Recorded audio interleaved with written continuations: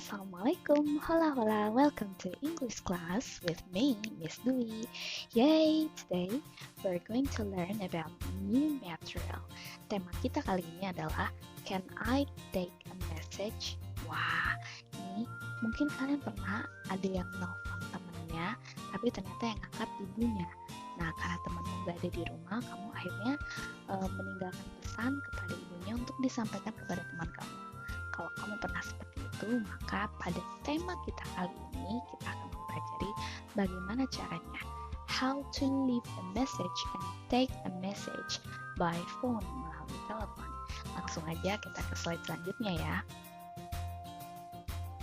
Nah, di sini ada ilustrasi. Ilustrasinya di sini menggambarkan tentang seseorang yang ingin menelpon Mr. Anwar, tapi ternyata yang mengangkatnya itu adalah sekretarisnya Mr. Anwar. Kita baca sama-sama yuk. Hello, I'm Anna Yapri. Can I speak to Mr. Anwar? I'm sorry, Mr. Anwar is having a meeting. Would you leave a message? Nah, di sini si sekretarisnya mulai menawarkan diri atau menawarkan si Anna Yapri untuk apakah Anna ini mau meninggalkan pesan untuk Mr. Anwar. Lalu si Anna Yapri bilang, yes, please tell Mr. Anwar to call me, atau please tell Mr. Anwar to call Anna, ya bisa di sini menyebutkan nama juga boleh, to call me back at bla bla bla bla bla bla.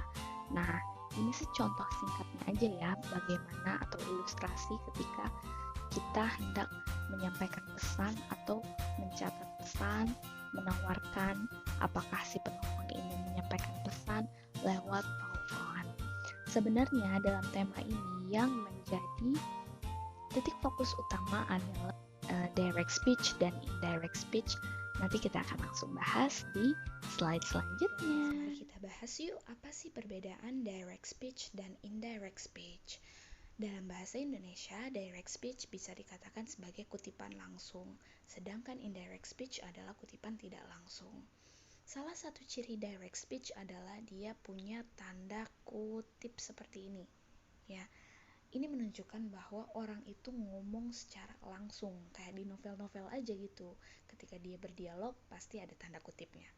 Sedangkan di indirect speech, dia ciri khasnya adalah penggunaan said dan told diikuti dengan kata that di sini, ya. Itu sih salah satu ciri khas dari kedua kata atau kutipan ini ya. Langsung saja kita bahas yuk. Nomor 1, di sini seseorang berkata, I'm not happy, ya. Kita anggap kita tahu yang ngomong ini adalah si Regina.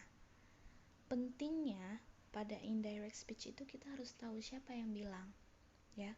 Siapa yang berkata I'm not happy? Ternyata si Regina. Regina ini berkata bahwa dia sedang tidak senang. Yang tadinya dia bilang saya sedang tidak senang, maka berubah menjadi Regina bilang dia tidak senang. Lihat perubahannya. Dari kata dari kata I berubah menjadi she. Kenapa she? Karena dia kata ganti dari si Regina. Karena Regina ini perempuan, maka menggunakan she, ya. Terus kita lihat di direct speech ini dia menggunakan present tense. Nah, diubah menjadi past tense ketika di indirect speech. Salah satu ciri indirect speech juga adalah berubah menjadi bentuk past. Yang tadinya am berubah menjadi was, yang tadinya present berubah menjadi past, ya. Jadi tolong perhatikan dan hafalkan lagi bentuk-bentuk kata kerja, ya, bentuk kedua dan bentuk ketiganya. Maka yang tadinya dia bilang aku sedang tidak bahagia, diubah menjadi Regina bilang bahwa dia sedang tidak bahagia. Seperti itu, ya. Lanjut, kita coba bahas yang kedua. The package arrived 2 days ago. Lihat di sini, arrived. Artinya sudah diubah menjadi past, atau memang bentuk awalnya itu dari awal sudah past. Lalu gimana ketika di sini sudah past? Nah, kita lihat di sini. Ketika sudah past, maka diubahnya menjadi past perfect. Past perfect ya. Apa sih salah satu ciri dari past perfect? Yaitu adalah penambahan kata had di sini. Setelah itu baru diikuti bentuk ketiga dari kata kerja arrived ya. Maka the package arrived 2 days ago berubah menjadi, kita anggap kita tahu bahwa yang ngomong ini barusan adalah Bapak Security ya. Bapak Security itu ngomong ke siapa? Ke saya. Maka the security told me that the package had arrived 2 days before. Oke, lihat dari kata ago berubah menjadi before. Perhatikan, jika katanya saya ubah menjadi 1 hour ago, maka ketika indirect speech dia akan berubah menjadi 1 hour before ya. Jadi ago itu bisa kita ganti dengan kata before. Contoh lainnya nomor 3, Rudy kepada Diana. Oke, kalau tadi Bapak Security kepada saya, maka contoh ketiga ini Rudy kepada Diana. Si Rudy ini bilang apa? I can do the night shift tonight. Yuk kita ubah ke indirect speech. Berarti jangan lupa yang ngomong siapa? Rudy. Rudy ngomongnya ke siapa? Ke Diana. Kenapa? Bahwa dia, sekali lagi yang tadinya I berubah menjadi dia. Dianya ini he. Kenapa? Karena si Rudy laki-laki, maka menggunakan he. Kalau perempuan menggunakan she ya. Dia. Nah, kita lihat lagi. Oh, ternyata can di sini. Can katanya bentuknya present, maka kita ubah menjadi past, yaitu could ya. Bentuk past dari can adalah could. Could the night shift this night. Yang tadinya tonight menjadi this night. Kalau misalnya di sini saya ubah menjadi today, berarti dia akan menjadi this day ya. Seperti itu. Contoh lagi di sini. Jihan to Nara. Oh, berarti Jihan ini ngomongnya ke Nara ya. Jihan bilang apa? Don't close the door. Jangan tutup pintunya. Wah, kira-kira ngubahnya gimana ya? Nah, ubahnya seperti ini. Jihan told Nara not to close the door ya. Kalau kata perintah seperti ini tidak perlu diubah menjadi bentuk lampau ya. Langsung saja Jihan bilang ke Nara jangan tutup pintunya. Not to close the door ya. Jangan di sini kalau di direct speech dia bentuknya adalah don't, maka kalau di indirect speech dia bentuknya adalah not to ya. Not to. Kalau misalnya si Jihan bilang ke Nara close the door, tutup pintunya. Nah, sekarang dia nyuruh nih untuk tutup pintunya. Berarti gimana? Jihan told Nara to close the door. To close the door, tidak perlu menambahkan not ya. Di sini kita harus perhatikan, kenapa nggak pakai not? Ya karena dia tidak bilang jangan. Dia hanya menyuruh untuk menutup pintunya. Berarti Jihan told Nara to close the door. Jihan bilang ke Nara untuk tutup pintunya. Ya, itu penjelasan secara rapid, secara quick ya, secara singkat dan cepat.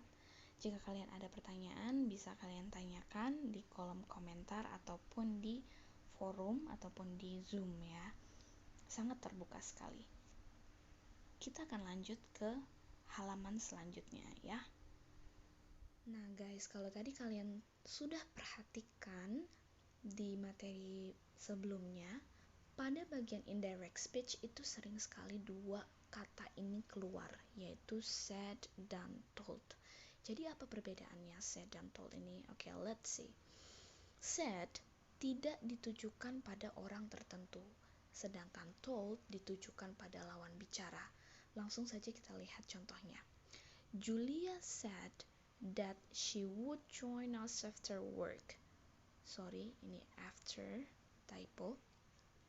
Julia bilang bahwa dia akan bergabung dengan kita setelah selesai kerja, ya.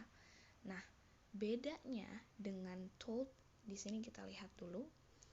Jimmy told Sarah that he couldn't come to the party. Jimmy bilang ke Sarah bahwa dia tidak dapat datang ke pesta. Disinilah yang membedakan antara said dan told. Julia ini ngomong ke siapa? Kita nggak tahu dia menunjukkan ini untuk siapa. Kan dia cuma bilang aja bahwa dia akan gabung sama kita setelah kerja nanti. Tapi di told ini, Jimmy punya lawan bicara. Siapa? Sarah. Maka kata-kata ini ditujukan kepada Sarah alias punya lawan bicara. Maka told biasanya diikuti dengan lawan bicara, ya. Kita lihat di sini. Nomor 1 kita analisis dulu. I bla bla bla, I didn't like his attitude. Kita lihat subjeknya siapa? Subjeknya di sini ternyata I alias aku. Apakah si aku ini punya lawan bicara? Kita lihat. Yang muncul setelah aku adalah aku lagi. Berarti kan dia nggak punya lawan bicara dong, ya. Maka berarti nomor 1 ini adalah said. I said I didn't like his attitude. Saya bilang saya nggak suka sama attitude-nya dia. Nah, si saya ini ngomong ke siapa? Si saya ini tuh mau mengekspresikan kata-katanya ini kepada siapa? Nggak tahu. Karena kan nggak ada lawan bicaranya, ya. Kita nggak tahu lawan bicaranya siapa, kita nggak tahu ini ditujukan untuk siapa, maka menggunakan said. Kita analisis lagi yang kedua. Tiara bla bla bla Amanda that she bought her a ticket of Tulus concert. Subjeknya siapa di sini? Subjeknya Tiara. Oke, apakah Tiara punya lawan bicara? Punya. Siapa? Amanda. Karena setelah Tiara muncul Amanda, berarti mereka berdua ini adalah lawan bicara. Maka tentu saja menggunakan told tadi. Karena told ini dipakai ketika kita berbicaranya itu ditujukan pada lawan bicara. So, the answer is, jawabannya adalah Tiara told Amanda that she bought her a ticket of Tulus concert. Seperti itu, ya. Silakan dicoba lagi, kalian latihan lagi. Thank you guys for watching this video. See you next time. Bye bye.